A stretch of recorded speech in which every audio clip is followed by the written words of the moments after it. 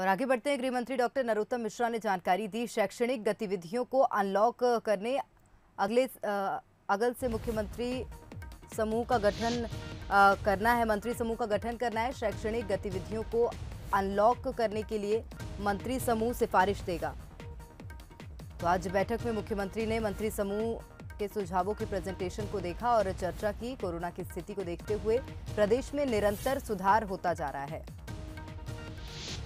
प्रदेश की संक्रमण दर 2.6% रह गई है। रिकवरी रेट 94.5% हो गया है।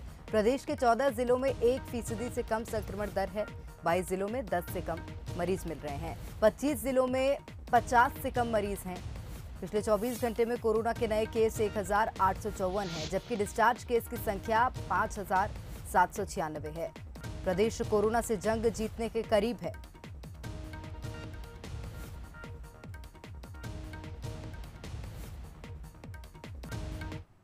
एक नया मंत्रियों का समूह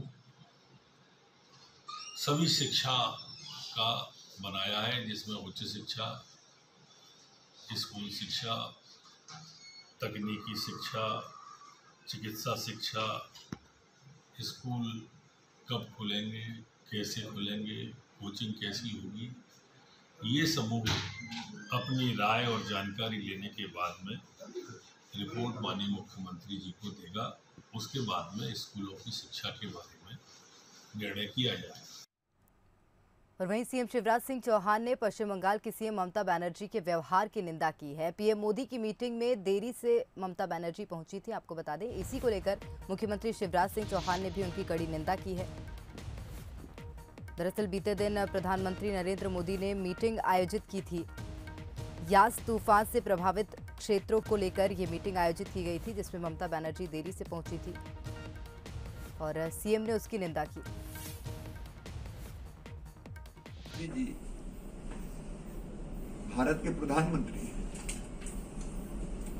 उनके पीछे देश चलता है, तो वो अगर पश्चिम बंगाल गए थे तो वहां जनता के कल्याण के लिए गए थे। तूफान पीड़ित भाई और बहनों का हालचाल जानने गए थे। उस समय किसी मुख्यमंत्री का ऐसा बर्ताव करना, ये पश्चिम बंगाल की जनता का अपमान है। मैं भी कई वर्षों से मुख्यमंत्री हूं। जब श्री मनमोहन सिंह जी प्रधानमंत्री थे, मैं लगभग 9 साल उनके साथ मुख्यमंत्री रहा। हमने कभी उनके सम्मान पर आंच नहीं आने दी। और एक बार तो जब देश के बाहर यूएसए में उनको अंडर अचीवर कहा था, तो मैंने कहा भारत का प्रधानमंत्री अंडर अचीवर नहीं हो सकता। प्रधानमंत्री देश का सम्मान होता है, और कोई मुख्यमंत्री इस तरह का बर्ताव करके ये सोचे कि मैंने उन्हें अपमानित कर दिया। ममता दीदी, तुमने अपना कद बहुत छोटा कर लिया। अगर सूरज पे कोई थूकेगा तो वो थूक उसके चेहरे पर ही आएगा। मैं ममता जी की इस हरकत की घोर निंदा करता हूं। कोरोना की दूसरी लहर से राहत मिलते दिख रही है, पर महामारी में आगे क्या होगा कोई नहीं जानता। इसे लेकर जनता परेशान है, लेकिन सियासत अपने तरीके से जारी है। होना तो ये चाहिए कि सत्ता पक्ष और विपक्ष मिल बैठकर तीसरी लहर की रोकथाम के लिए मंथन करें, लेकिन सियासत है कि अपने पुराने ढर्रे को छोड़ना ही नहीं चाहती। वहीं आरोप और फिर प्रत्यारोप, देखिए खास रिपोर्ट। सरकार को और प्रधानमंत्री को कोरोना समझ ही नहीं आया है। ये जो सेकंड वेव है, ये प्रधानमंत्री की जिम्मेदारी है। प्रधानमंत्री ने जो नौटंकी की, प्रधानमंत्री ने जो अपनी जिम्मेदारी पूरी नहीं की, इसका कारण सेकंड वेव। देश में कोरोना की रफ्तार पर ब्रेक लग रहा है, लेकिन दूसरी तरफ सियासत रफ्तार पकड़ रही है। गलत बयानी पर एफआईआर, फिर धरना प्रदर्शन और अब दिल्ली से लेकर भोपाल तक कांग्रेस और बीजेपी में वार पलटवार तेज हो गए हैं। कांग्रेस की कोशिश है कि वो पूरी आक्रामकता से सिस्टम की विफलता को जनता के सामने लाई। जबलपुर पहुंचे पीसीसी चीफ कमलनाथ ने प्रदेश सरकार पर निशाना तो साधा ही, वे यहां तक कह गए कि महान देश कोरोना की दूसरी लहर के बाद दुनिया भर में बदनाम हो गया है। पूरा विश्व भारत की प्रजातंत्र पर हंस रहा है। हम कहते थे मेरा भारत महान, अब तो मेरा भारत बदनाम, क्योंकि भारत प्रसिद्ध हो रहा है कोविड से। मैंने नहीं कहा ये कोविड इंडिया कोविड नाम है, ये तो WHO ने कहा। यूके के ब्रिटेन के प्रधानमंत्री बोरिस जॉनसन ने कहा, पूरे विश्व के अखबार लिख रहे हैं, और केंद्र सरकार ने खुद कहा इंडिया कोविड। सुप्रीम कोर्ट में एफिडेविट दिया कि ये इंडिया कोविड है। कमलनाथ के बयान के बाद बीजेपी की तरफ से भी एक के बाद एक पलटवार का दौर शुरू हो गया। महासचिव कैलाश विजयवर्गीय ने ट्वीट कर कहा, कमलनाथ जी, मेरा देश भारत महान था और हमेशा रहेगा। इटालियन चश्मे से देखने वालों को यह नजर नहीं आएगा। उधर बीजेपी प्रदेश अध्यक्ष ने भी PCC चीफ को जवाब देने में देर नहीं की। मुख्यमंत्री शिवराज सिंह चौहान भी गरजे। सोनिया गांधी जी, आप कमलनाथ के बयान से सहमत हो? आपके मध्य प्रदेश का अध्यक्ष कह रहा है ये कि भारत बदनाम है। कांग्रेस को लज्जा और शर्म नहीं आती? सत्ता जाने के बाद लगता है कमलनाथ ने मानसिक संतुलन खो दिया है। जाको प्रभु दारुण दुख दे ही, बाकी मति पहले हर ले ही। विनाश काले विपरीत बुद्धि।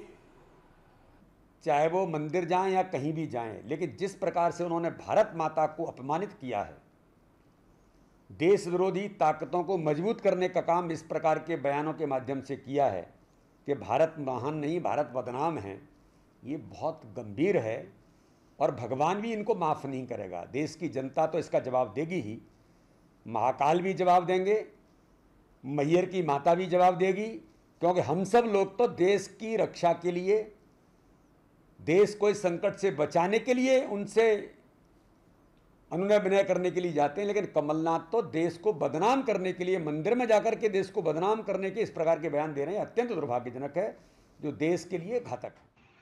और अगर देश को बदनाम करने की कोशिश करोगे तो चल नहीं पाओगे। विश्व में एकमात्र भारत ऐसा देश है जिसको मां का दर्जा प्राप्त है। आपने आज मां को बदनाम करने की कोशिश की। भारत क्या तब बदनाम नहीं हुआ था जब इमरजेंसी लगी थी कमलनाथ जी? भारत क्या तब बदनाम नहीं हुआ था जब सिखों का नरसंहार हुआ? कोरोना से आहत जनता इस समय राहत की बाट जोड़ रही है। 1 जून से संभव है प्रदेश में अनलॉक की प्रक्रिया शुरू हो जाए। दूसरी तरफ इस मुद्दे पर राजनीतिक घमासान पर भी कई सवालिया निशान हैं, खासतौर पर कांग्रेस के विपक्षी धर्म को लेकर। क्या इसकी आड़ में कांग्रेस राजनीति कर रही है? क्या कांग्रेस ये मान रही है कि दूसरी लहर में नाराज जनता उसकी बातों को सुनेगी? पर कांग्रेस ये क्यों भूल रही है? उसका सामना ऐसी पार्टी से है जो उसके हर बार को कुंद करने में माहिर है, चाहे नंगे भूखे वाला बयान हो या फिर आइटम। कांग्रेस के लिए ये उल्टे पड़े हैं। कहीं देश बदनाम वाला बयान भी कांग्रेस के गले ना पड़ जाए। Bureau report, Bansal news.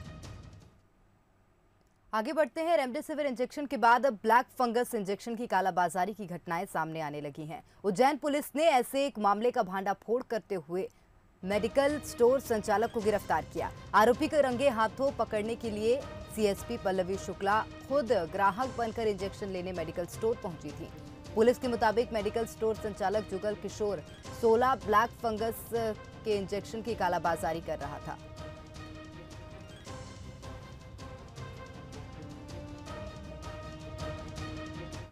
Black fungus के इलाज में उपयोग होने वाली एम्फोटेरेसिन B जो इंजेक्शन है, इसकी ज़्यादा कीमत में इसको बेचा जा रहा है। हमने एक इसके लिए कार्य योजना CSP कोतवाली, जिनके कार्य क्षेत्र में ये आता है, उनके नेतृत्व में एक टीम गठित की, जिनने एक ऐसा पेशेंट जिसको उसकी आवश्यकता थी, ये पेशेंट बन के वहाँ पहुँचे और उससे बात की। तो जो एम्फोटेरेसिन B, जो आपका लाइपोसोमल एम्फोटेरेसिन B, जिसकी कीमत 7,500 रुपये है, उसके 3 इंजेक्शन उसने 36,000 रुपये देने की बात की।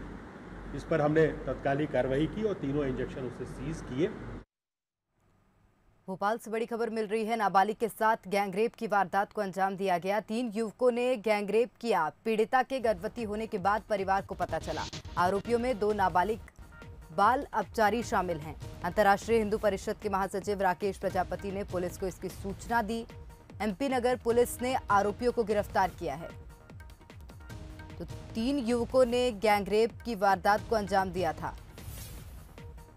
नाबालिग के साथ गैंगरेप किया। पीड़िता के गर्भवती होने के बाद परिवार को पूरे मामले का पता चल सका। इसके बाद अंतर्राष्ट्रीय हिंदू परिषद के महासचिव राकेश प्रजापति ने पुलिस को इसकी सूचना दी। पुलिस आगे कार्रवाई कर रही है।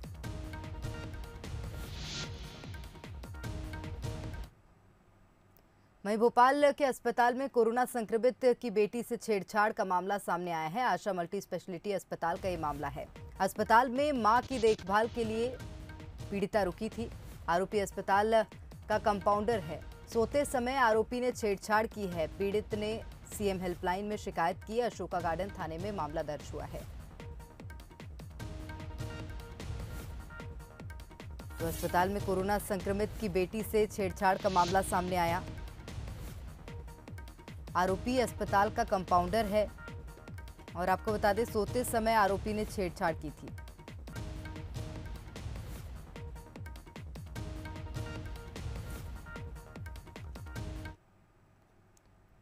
आगे बढ़ते हैं, जावरा की बात करेंगे। कार सवार बदमाशों ने नाबालिग लड़की को गोली मारी। नाबालिग को गंभीर हालत में अस्पताल में भर्ती करा दिया गया। पुलिस मौके पर पहुंची, जांच में जुट गई है।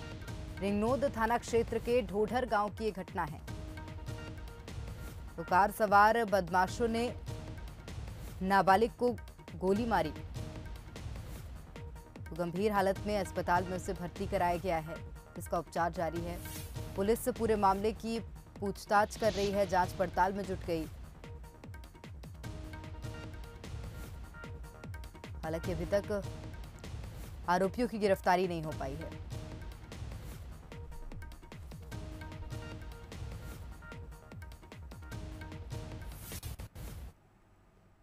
और एक मामला भोपाल से सामने आया है। 1.5 साल के मासूम को शराब पिलाई गई। शराब पिलाने वाला आरोपी छोटू उर्फ लंगड़ा फरार हो गया है। मासूम की हालत गंभीर है। कमला नेहरू अस्पताल में भर्ती करा दिया गया। अशोका गार्डन थाना पुलिस आरोपी की तलाश कर रही है। तो आरोपी फिलहाल फरार बताया जा रहा है। 1.5 साल के मासूम को शराब पिलाई थी। मासूम की हालत गंभीर बनी हुई है, जिसे कमला नेहरू अस्पताल में भर्ती कराया गया है, जहां उसका उपचार जारी है।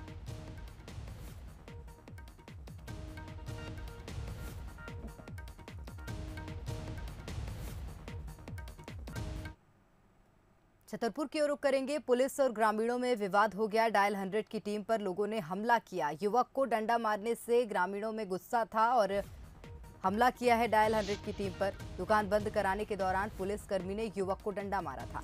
विवाद के दौरान डायल 100 ड्राइवर गाड़ी लेकर भाग गया। तो ग्रामीणों में गुस्सा था। डायल 100 की टीम पर लोगों ने हमला किया है। युवक को डंडा मारने से ग्रामीण गुस्साए हुए थे। दुकान बंद कराने के दौरान पुलिसकर्मी ने युवक को डंडा मारा था।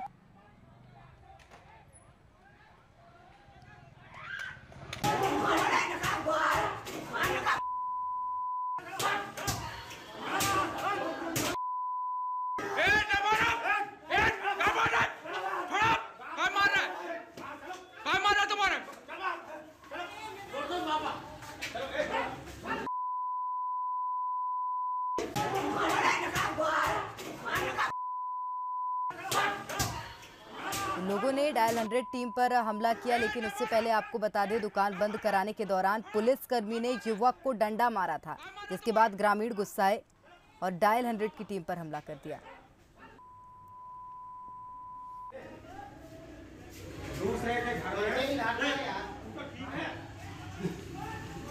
काय पो मारो भाई साहब, काय भाई साहब, काय पो मारो दुकान बंद करा दे हैं?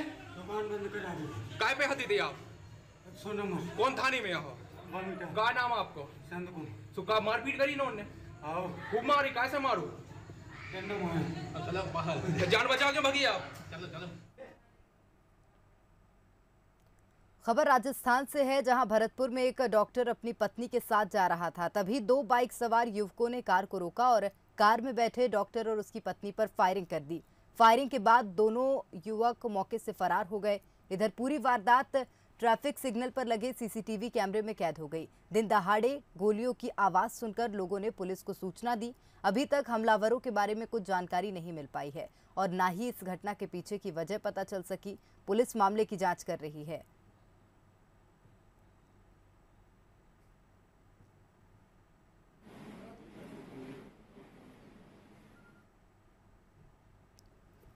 तो राजस्थान का ये मामला है। भरतपुर में एक डॉक्टर अपनी पत्नी के साथ जा रहा था। दो बाइक सवार युवकों ने कार को रोका और फायरिंग की। तो ये तस्वीरें आप देख सकते हैं। ट्रैफिक सिग्नल पर लगे सीसीटीवी में ये पूरी वारदात कैद हो गई।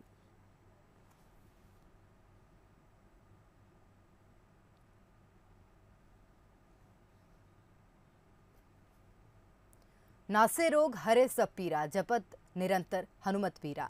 जी हाँ, संकट में भक्त सबसे पहले हनुमान जी को ही याद करते हैं। भिंड में इन दिनों लोग डॉक्टर हनुमान से प्रार्थना कर रहे हैं कि वो उन्हें कोरोना से मुक्ति दिलाएं। दरअसल दंदरौआ सरकार मंदिर में हनुमान जी की प्रतिमा को लोगों ने डॉक्टर की वेशभूषा में सजाया है।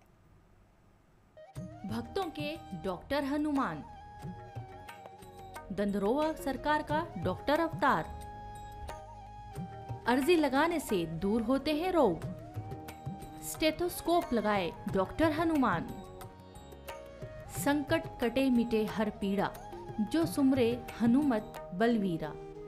जैसे ही संकट या परेशानियां घेरती हैं, तो ये लाइनें खुद ब खुद लबों पर आ जाती हैं और एक सुकून मिल जाता है कि हनुमान हमारे सारे दुख और संकट हर लेंगे और वापस सारे हालात पहले जैसे कर देंगे। बस इसी श्रद्धा को देखते हुए भिंड महगांव के प्रसिद्ध दंदरुआ हनुमान जी को डॉक्टर चोला चढ़ाया गया।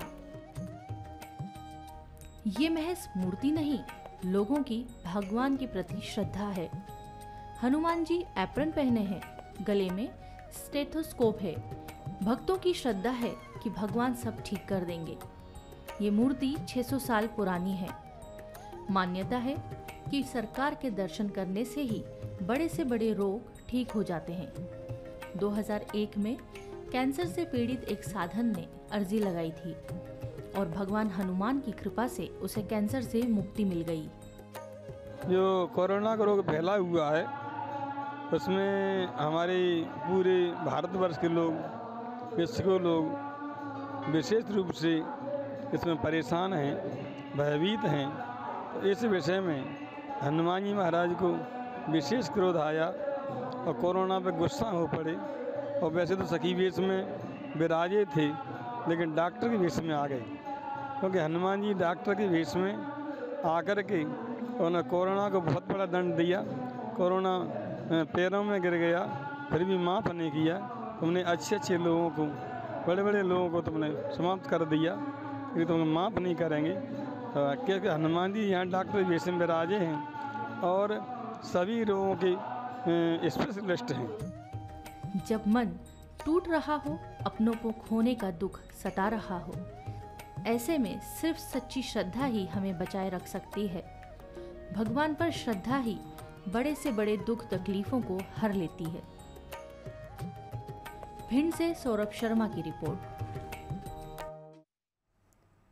आगे बढ़ते हैं। इंदौर में मेडिकल सुविधाओं को बेहतर करने के लिए मशहूर क्रिकेटर युवराज सिंह की संस्था यूवी कैन आगे आई है। अपनी संस्था के जरिए युवराज सिंह इंदौर के लोगों के लिए 100 बेड की एक क्रिटिकल केयर यूनिट शुरू करना चाहते हैं। इस यूनिट का खर्च तकरीबन 3.5 करोड़ रुपए होगा। इसके तहत 23 तरह के मेडिकल उपकरण दिए जाएंगे। साथ ही 50 बायोपेप मशीनें और 10 वेंटिलेटर भी मिलेंगे। फाउंडेशन पल्स मीटर के साथ 200 ऑक्सीजन सिलेंडर, सक्शन मशीनें, ड्रग, रेफ्रिजरेटर, मॉनिटर जैसे 23 तरह के आईसीयू आइटम्स मुहैया कराए जाएंगे।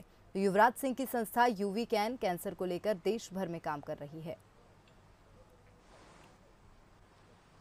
उन्होंने अभी हम लोगों को एक लेटर ऑफ इंटेंट दिया था कल, जिसमें कि वो 100 पलंग 50 BiPAP, 20 ventilator, T ventilator, then oxygen cylinders, pulse oximeters, monitors, मतलब वो एक 100 बेडेड अस्पताल को जो कि क्रिटिकल कोविड केयर करे उसके लिए इक्विपमेंट देंगे। तो उस लेटर ऑफ इंटेंट के आधार पर हमने उनको पत्र लिख दिया है, हमारी कंसेंट ले लिए है कमिश्नर साहब से अनुमति लेके। तो उनका कहना है कि 20 से 25 दिन में वो सामान हमको देंगे। देवास से खबर मिल रही है, तेज आंधी तूफान के साथ बारिश हुई, गर्मी और उमस से लोगों को राहत मिल रही है। बारिश से तापमान में गिरावट आई है, करीब 1 घंटे से बारिश लगातार जारी है। वहीं अगर उज्जैन की बात करें तो उज्जैन में भी शहर में तूफान का असर दिखा है और तेज आंधी तूफान के साथ जमकर बारिश हुई, लोगों को गर्मी से राहत मिली। वहीं बागली में भी तेज हवा के साथ झमाझम बारिश हुई, लोगों को गर्मी से राहत मिली है। बारिश से जगह जगह जल भराव भी हुआ है। तो 3 तस्वीरें आपको टीवी स्क्रीन पर दिखा रहे हैं। मध्य प्रदेश के अलग अलग क्षेत्रों में बारिश हुई है, यास तूफान का असर यहां पर भी देखने को मिला।